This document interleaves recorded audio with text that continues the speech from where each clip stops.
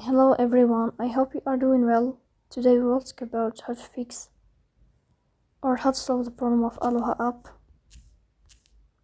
You click on settings. In this page you click on apps, default apps, app settings.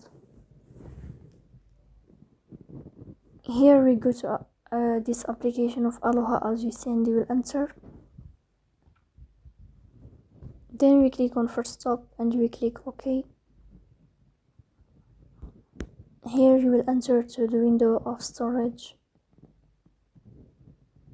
Then we click on clear cache.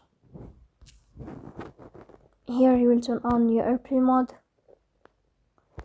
and you will turn off your airplane mode again to fix that problem. So that's all. Don't forget to support us by like and subscribe. See you next time, and thank you for your watching and your attention.